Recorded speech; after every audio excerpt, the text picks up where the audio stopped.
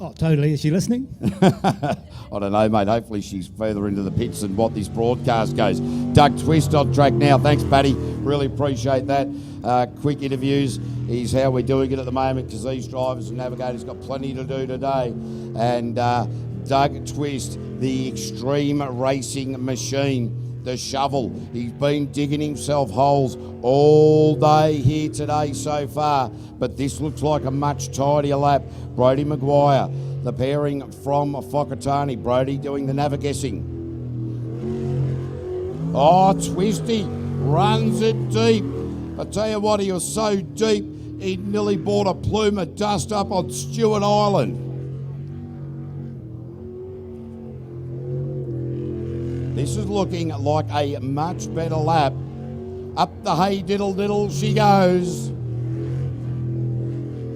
Yeah, much better lap for this pairing from Whakatane, and great work to see that they're getting through this very nicely. Just around the sweeper to go now, and that is going to lay one down for them for the first time properly today at a 62.684. So, ladies and gentlemen, also, if you're enjoying the day here and having a couple of frothies, always make sure that you have the sober driver to get you home, because we want you all to take very, very good care and come back again next year. So if you're having a couple of frothies, be a little bit careful about what you're up to. Have a think about it, do all those sorts of things. Because we don't want any mishaps on the way out eventually. But we've got plenty of racing to worry about before that. We are now going No Limits Racing. Matt Harrop from New Plymouth, the self-employed earth-moving contractor. Pinky George doing the navigational duties. Matty Harrop had a lot of trouble with his boat. The oil filter blew off at the start of the day and filled the boat up with oil. They put a new oil filter in. It didn't have an O-ring. They started the boat, filled it up with oil. So they've had an absolute drama of a day. They filled the boat up twice with oil, finally got it together during qualifying round number 4, and now they are just starting to piece it all together. So very impressed with how this young man has come into the sport and starting to acquit himself beautifully. And this is a nice drive at the moment.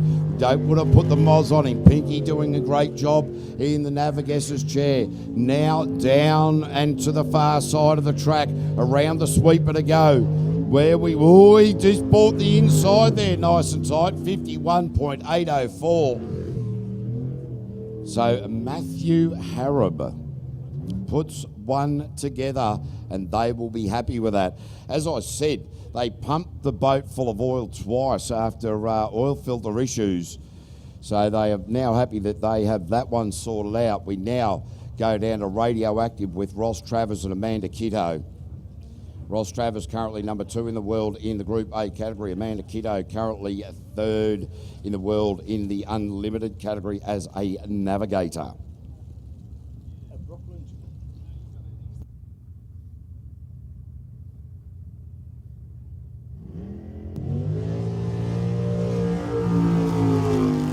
So Ross Travers and Amanda Kitto out on track at the moment, very wide around that left-hander, now around the big roundabout. Oh, ran it very wide, but Ross Travers, normally pinpoint accurate, perfect, within a millimetre of its life is the radioactive machine, the Stinger hull. I tell you what, we've seen him back it off into that sharp hairpin, into the Sprint Tech hairpin. That's going to come into play. Gets away with it nicely. Now towards commentary. His boat looking great. Ross Travers putting it exactly where he needs it. Couple of bites of the cherry. Down to the top part of the track he goes. A slingshot out of the roundabout. Make your way down and around. So Ross Travers starting to piece it together, and a 53.593, 53.9593.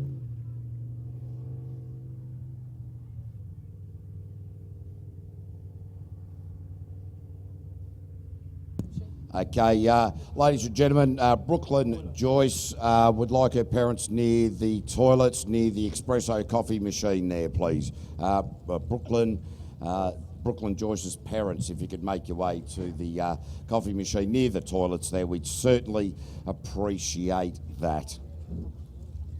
So now it is Ollie Silverton and Sharma Putranui. Ollie Silverton, the reigning world champion in Group A. Number 2 in New Zealand currently, but leading this year's championship. Sharma Putranui in the navigating chair, and this pair working very, very well together. Ollie Silverton damaged the boat. Ollie Silverton, bang, into the fence. That is a huge off, ladies and gentlemen. Wow. The rescue crew running. So we'll just keep people away from the fence, let the rescue crew do the job that is required. And that is a very big off. We'll have a look at the replay. The boat had been damaged in qualifying round number 2. And the back of the boat the boys were working on, just wondering if that came into play. So Ollie Silverton, did he grab the inside? Yes, by only a few millimetres, grabbed the inside. The catch fence has done its job. So let's hope that Ollie and Sharma are A-OK. Just turned into that corner just a little bit too quickly, and that is the outcome. Whoa, that is big, ladies and gentlemen. So everybody at home for the PSP team will be waiting as soon as we get news.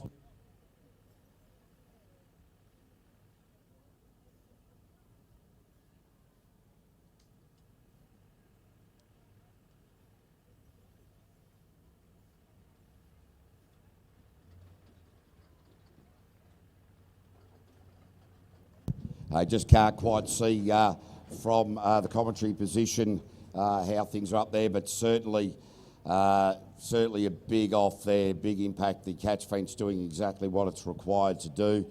So the Ambo's just making their way up there. This will be the normal procedure, so certainly nothing to overly concern ourselves with. This is what we do. We just make sure we've got our Ambos here to check the driver and navigator are okay. They will just run through those normal practices, normal checks.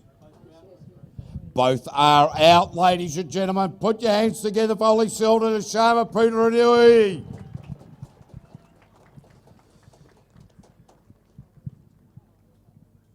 Yeah, so that is just fantastic. And this is where the safety of these boats really comes in, because with the 6-point safety harnesses, we've got the Hans devices, the fireproof race suits, all of these safety measures in place in this extreme sport that has been developed over the years of competing. And, you know, the catch fences, all these types of things. We know it is scary, and when we see something like that, it bothers us, but it is so good to see that the pair of them are out of the boat. The Ambos, of course, will check them over. That is by just nature of the sport that we do. These are the procedures that we do have in place. So, ladies and gentlemen, we will just take a short break and we'll be back with commentary very, very soon while we effect the rescue of the PSP racing team.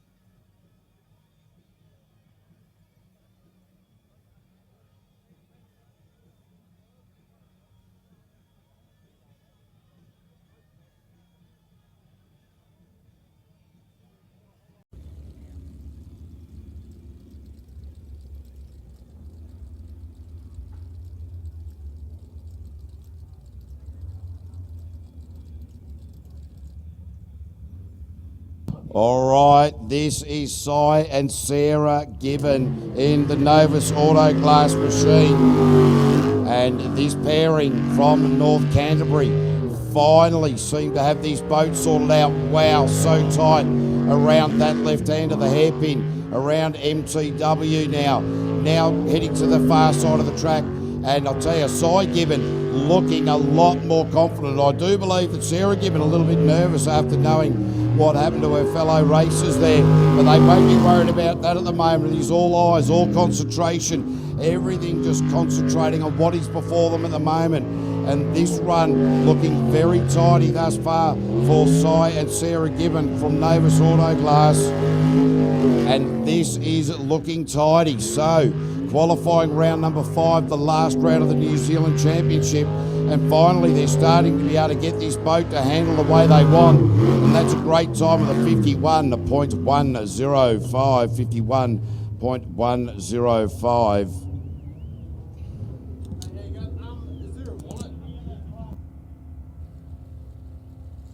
Mate, just hang on a second. All right, so that's Cy Gibbon with a 51.105. 51.105. Correct. So Benjamin found his wallet. He came up and he had the correct time. So that is very, very wonderful. So the wallet's found. We still have something to do with a diabetes thing here. So certainly if somebody needs that, just make your way to the commentary tower through the gates. We have people here that can come up to commentary and have a bit of a chat to us, and we will get that back to its rightful owner. So that rounds out qualifying round at number 5 for the Group A. Darky back in the tower at the moment. Darky, good to have you back, mate. Thanks, buddy. I just thought I'd update you. I just talked to Ollie. He's fine. He's got a little bit of a cut on his shin. Other than that, they're good. And all the powers that be, including Peter Coey, reckons it's a rebuild and they'll be back on the water. Wow, that is just phenomenal, because we know what these teams are like. And there's even guys over here from Australia, Justin Roylance, he's gone bang, I'm over there, I'm helping out where I can. A lot of the other teams in there helping out as well, and they do come with a flying circus, the PSP team, so certainly plenty of people getting down. It's just wonderful, isn't it? Yeah, look, I mean, but that's what jet sprinting's all about, isn't it? It's the family thing, it's the camaraderie. We've talked about it all morning with the drivers and stuff, isn't it?